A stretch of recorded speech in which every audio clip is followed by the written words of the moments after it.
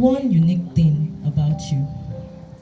Good morning, everybody. Good morning.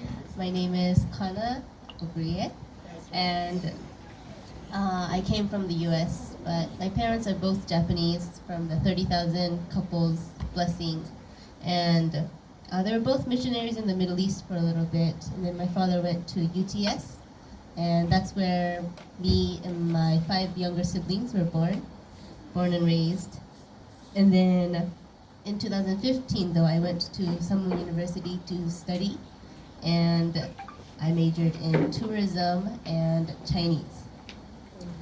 A unique thing, not very unique, there's a lot of full Japanese second gens living in the US, but I guess one unique thing is the fact that I went to Samung University, study abroad in Korea. There are other Americans that did the same, but actually a lot Americans kind of had a bad reputation of either losing the scholarship that we received or giving up. And so I'm just proud to have been able to complete my 5 years there, 1 year of Korean and 4 years of university. Wow. And also, yeah, even if you do graduate, actually, a lot of, even, not just America, but most international students, they go back to their home countries, they stop using Korean, and they forget all the Korean they learned. But thankfully, right now, I sometimes help our continental director, Dr. Young, with translation for just PowerPoint, so I can still keep on using my Korean. That's wonderful. Okay, speaking of Sunmoon University, as you said, you attended Sunmoon University.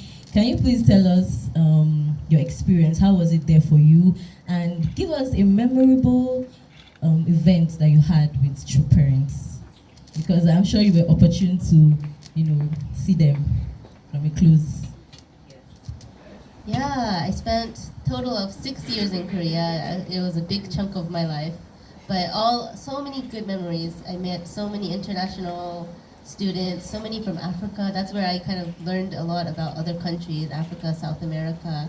America is very diverse too, but in the end, we're all born and raised in the same country, so it's different. But growing up in this international community of second gens, that's the kind of environment I was looking for. I didn't want to go to university in the States because I would be one of the only second gens there. And so I really wanted to be in that kind of heavenly environment. And so we also had many opportunities, to go to these events and also see True Mother. But then there was one time in particular, there was a CARP assembly. So all CARP members in Korea went to Cheonpyeon, the training center, and True Mother was giving a speech. And yeah, she called out some university students, CARP members. She says, "Are there some university students here?" And at that time I also went to the CARP assembly, and we all said yes. And then she says, you must all sweep universities in Korea. Do you have the confidence? And don't you wish to become CARP members whom university students all across the country will follow? And that is why you must all stand in the position of being the shining light, not only in Korea, but the world as well. And so that was just really, really heartwarming. I think True Mother really has a lot of hope for young people, and really felt that she was calling all of us specifically. So that was just one moment that I always remember. Wow, thank you so much. Okay, before I proceed to the next question, I want us to sip this wine again. I feel like we're not drinking it enough, so let's one more sip, okay? Okay. Seeing as you said you were part of CARP for Somu University, so you were very active in the mission. Well, okay, here in Nigeria we have a lot of second gens, and some of us don't really have interest in church activities. So if you were to give advice one-on-one, what would you say to those youth? What would you say to encourage them? How would they engage more in youth activities in the church? What's your advice? Yeah, this is a question a lot of young people always ask. They say, do we have to all become missionaries?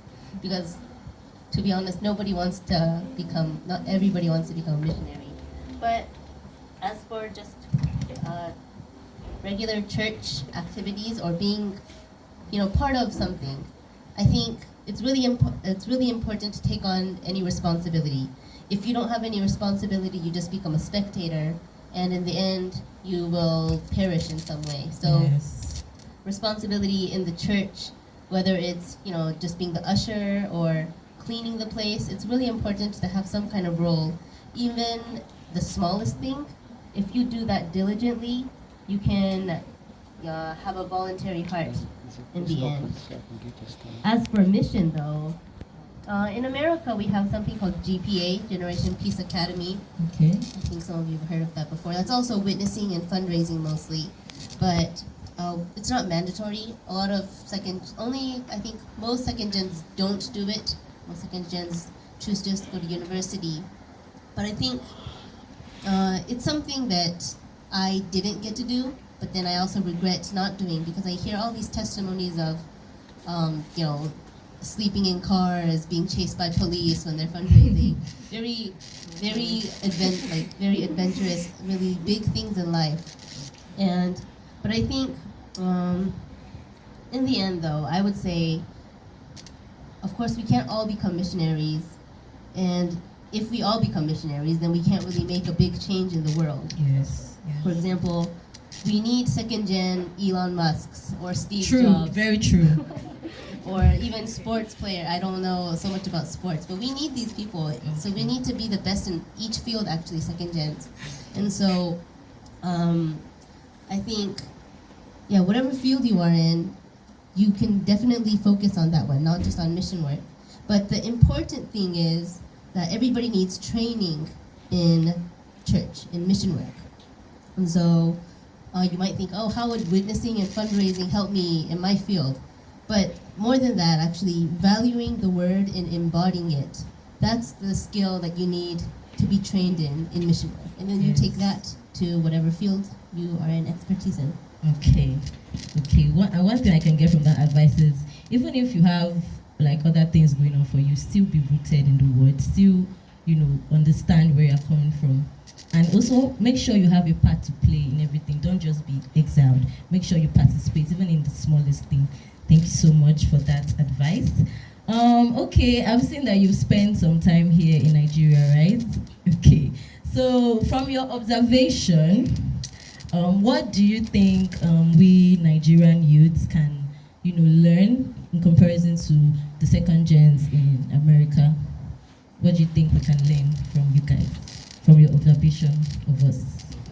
From my observation so far, well, I can't really point out any flaws specifically with Nigeria. We're good. The second gens in America, of course, have flaws too, in Korea too. But I guess just in general, I would say being on time, punctuality. Wow. Because I'm Japanese, and Japanese people are very, very on time. And Americans too are pretty much on time. I think wasting time is a crime. That's how I go by. So always be on time, prepare your heart beforehand. Okay, thank you. We surely take that advice. Okay. So you got blessed to our elder brother, Mr. Godson Ogurie, I think in 2021. That's what I heard together. It's not easy. So what has been your experience so far being blessed to our lovely brother here? Gist us, please. And also to our single youths, like preparing for the marching process or already in the process, what's your advice to them? Because it's really not easy, so we really need an elder sister advice. Well, yeah, first of all, we first met when we were staffing for GTGY. We were both doing English translation. But I knew him more as JoonHwa's older brother at the time. And then, at that time, some people feel, oh, this is the person. They feel that. I did not feel anything like that. But overall, knowing that he's, a UPA graduate, I know he came with a lot of responsibilities. I'm really proud for him for really upholding his mission and also his love for Nigeria. Wow, let's put our hands together for him, but it's not easy. I know that Nigeria has its own problems, but he doesn't, even if he complains about it, he really has a lot of love and concern for Nigeria. So that's what really, I think, made me confident in coming here. I didn't even think about, oh, should I stay in the US or go to Nigeria? I definitely wanted to come here. I had a lot of confidence and assurance in coming here. It was really wonderful, taking care of everybody, taking care of the church. And as for the JoonHwa is blushing. very loving person, I'm sure you all know. One advice I would give, I guess when I was preparing, I actually went through like 4 matching processes here before Godson. I think it's really important to have good communication with your parents. Since I was far away in Korea, it was hard to communicate with my parents, but even artistic distance, I really wanted to close that gap. And so one thing I did was call my parents at least every 2 weeks and talk about the blessing, what I'm feeling, what kind of person they're looking for. That kind of communication is really important. And also, of course, doing hundoke, reading about the blessings and praying. And also, I think when you prepare yourself, you really need to reflect on your past, present, and future. Because when you choose, matching a spouse, a potential spouse, you don't want to look at anything external, but you should rather look at their past, present, and future. What kind of relationship they had with their parents and siblings, what kind of faith they had, how much they knew the principle, and also present, what they're doing now, and also, more importantly, what kind of vision they have that has to do with the providence. So I remember when I was looking for a matching spouse, a potential spouse, I was really looking at their future. Some people, they are just very external, thinking only, oh, I just want to attend church. That was really something that drew me away. But then people that really had a mission, something that they wanted to give back to the church, that's what's really important. So please, have have a vision, have a big vision, big dream about the church. Thank you so much for that wonderful advice. We're almost coming to the end of this talk show. Okay, so I want to give the floor to our audience, just 2 people who have questions for our lovely elder sister here. So if you have any question, please let me see your hands. 2 people who has questions. Any questions? Okay. I'll give the floor to Papa Abednego for his question. My question will be, as human beings, we are all afraid of one thing and the other. What is like your fears in life? What do you fear more? Fear in life? I call myself a perfectionist. I have a lot of high standards, and if I don't meet those high standards, I feel very disappointed in myself. So I guess I would say failing to also bring joy to others, failing to meet other people's standards too. So that's also actually one thing, my husband having a really big role in especially youth. I wonder if I can support him enough and really contribute something. So really I fear that I won't be able to help so many people. Okay, well, okay. I just want to say that you can just believe in yourself and you'll be able to do it. Don't fear. Okay. Okay, our brother here, our lovely brother Godwin has a question. So this one is out of curiosity.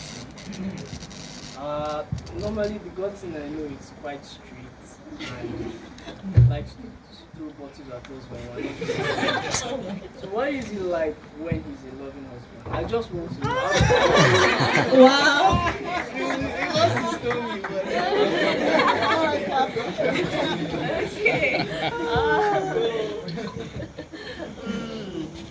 Well, he really, first of all, I think because he appreciates, art, like music, so he's listening to music, also likes we like watching movies or something together. He's very, I don't know how to describe it, but he has a really sweet side.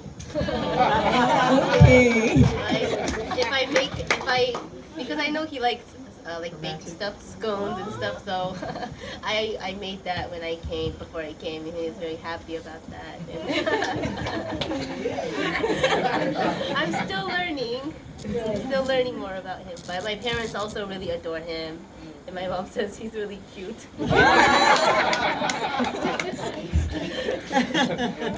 His personality. Okay, wow, thank you so much. Unfortunately, we've come to the end of this lovely talk show. It was really nice having you here. And if we should ask you to come again, would you love to come? Would you come? Definitely. Okay, to end, let's finish. I mean, this one. Cheers.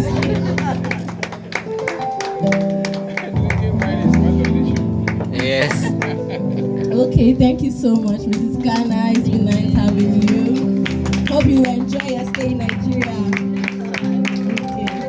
So, brothers and sisters, we've come to the end of